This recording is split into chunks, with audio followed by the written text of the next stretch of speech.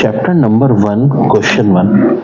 What is the present uncertainty in the measurement? मेरी जो playlist है फर्स्ट ईयर फिजिक्स की सारे क्वेश्चन पूरे बुक के आपको मिलेंगे इंशाल्लाह। 3.67 प्लस माइनस 0.25 मीटर। देखो अनसर्टेनिटी का मतलब क्या होता है, परसेंटेज। ये एरर है, कितना है 0.25, इसको डेल एल मान लेंगे। ओरिजिनल वैल्यू 3.67 है, इसको एल मान लेंगे। Del L upon L into 100। 0.25 को डिवाइड करो 3.67 से, मल्टीप्लाई बाई कर दो 100 से, आंसर 6.8% आ जाएगा। Number 3, aeroplane travel at 850 kilometre per hour. How long does it take to travel 1 kilometre. देखो टाइम होता है डिस्टेंस अपॉन वेलोसिटी। डिस्टेंस है 1 किलोमीटर, वेलोसिटी 850। 1 को 850 से डिवाइड करो, 0.0011 आवर में आया है, हमें तो सेकंड में चाहिए, तो आवर को मिनट में कन्वर्ट करने के लिए 60 से मल्टीप्लाई करते हैं, मिनट से सेकंड के लिए फिर 60 दो बार 60 से कर दो, आंसर आ जाएगा 4.2 second. Question number 4, a rectangle holding tank 250 metre 25 meter in length and 15 meter in width is used to store water. अच्छा जी, for a short period of time in industrial plant, if 2980 meter cube water is present into the tank, what is depth? देखो tank के लिए ना volume का formula length into width into depth होता है। Length और width तो दी हुई है, लेंथ 25 विड्थ 15, वॉल्यूम भी दी है 2980। ये लेंथ और विड्थ उधर जाके डिवाइड हो जाएंगे, डेप्थ आ जाएगी। 2980 को डिवाइड कर दो 25 इंटू 15 से, आंसर 7.95 मीटर, ये आ जाएगी टैंक की डेप्थ।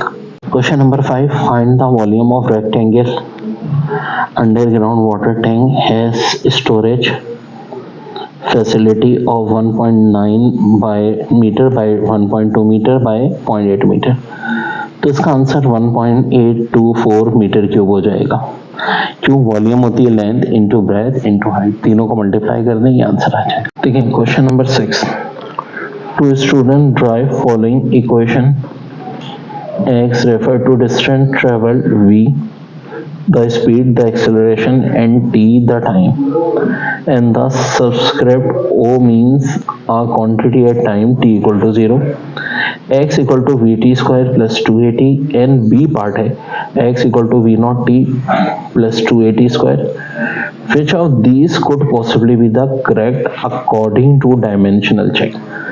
तो देखो दो पार्ट है, पहले में ये है, हमें देखना है कि लेफ्ट और राइट की डायमेंशन सेम है कि नहीं। लेफ्ट हैंड साइड पे x है यानी डिस्टेंस जिसकी डायमेंशन l होती है, राइट पे देखो पहले v है यानी l अपॉन t, फिर टाइम है यानी t स्क्वायर। 1 2 3 डायमेंशन में काउंट नहीं होते। a का मतलब acceleration l upon t square into t, ये t कैंसिल होगा, lt आ जाएगा, यहाँ t कैंसिल होगा, l अपॉन टी, डायमेंशन में अपॉन में नहीं लिखते, इसे ऊपर ले जाए, तो राइट की डायमेंशन आ गई lt plus lt minus 1, left की l तो बराबर नहीं है, ठीक है, लेफ्ट साइड राइट साइड बराबर नहीं है, तो हम कहेंगे स्टेटमेंट इनकरेक्ट है। इक्वेशन 2 देखो, x equal to V not T plus 2at square, x तो l आ गया, वेलोसिटी l अपॉन टी और टाइम t, ये टी दिख रहा है कट जाएगा, इसका 2at स्क्वायर, आपका यहाँ तो प्लस आ गया, ज़ाहिर 2 को हम नहीं लेते, a का मतलब है l अपॉन टी स्क्वायर, ये टी स्क्वायर भी टी स्क्वायर कट गया, बज़ाहिर लग रहा है l प्लस l टू है, लेकिन हम आपको बता चुका हूँ 1 2 3 नंबर्स को हम डायमेंशन में नहीं लेते, तो लेंथ इक्वल टू लेंथ, यानी स्टेटमेंट 2 में डायमेंशंस करेक्ट हैं लेफ्ट और राइट साइड की। Number 7, 1 hectare is defined as 10 की पावर 4 मीटर स्क्वायर, 1 एकड़ इज 4 इंटू 10 की power 4 meter square, how many acres are in 1 hectare. Hint दिया है कि 1 मीटर बराबर होता है 3.28 फीट के, तो देखो हेक्टर में हो गया 10 की पावर 4 मीटर स्क्वायर, और 1 एकड़ में हो गया 4 इंटू 10 की पावर 4 फीट स्क्वायर, जो कुछ दिया हुआ है इन्होंने, और 1 फीट 3.28 मीटर। हमें बताना है कि हेक्टर में एकड़ कितने हैं, तो देखो अगर एकड़ को भी हम मीटर में कन्वर्ट कर लेना आसान हो जाएगा।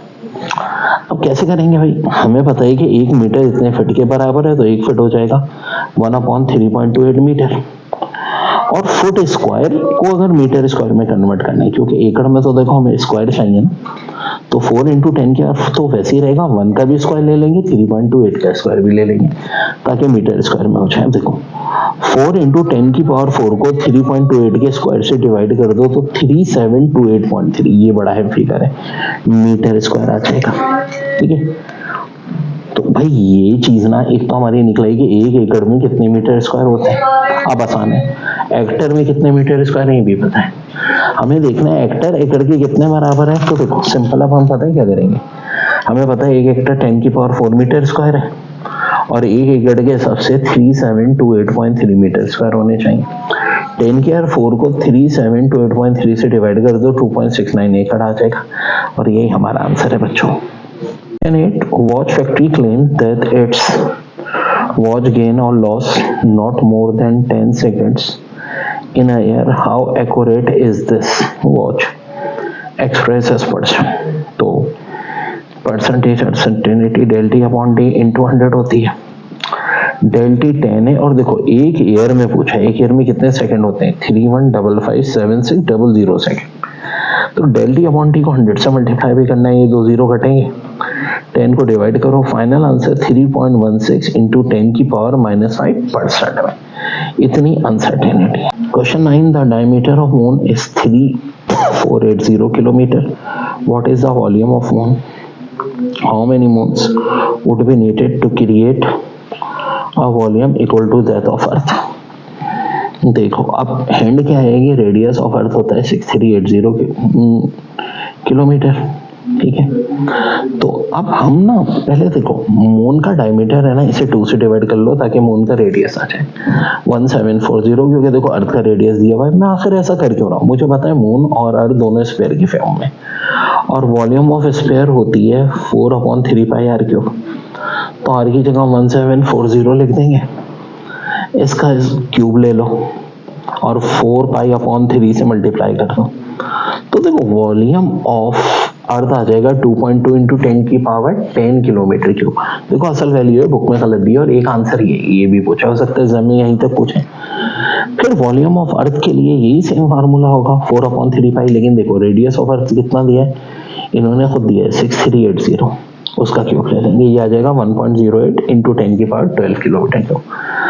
अब नंबर ऑफ मून चाहिए तो वॉल्यूम ऑफ अर्थ को वॉल्यूम ऑफ मून से डिवाइड कर दो, 49.3 एक्यूरेट, यानी जाहिर है 49 मून्स आ जाएंगे, ये आपका आंसर आ गया।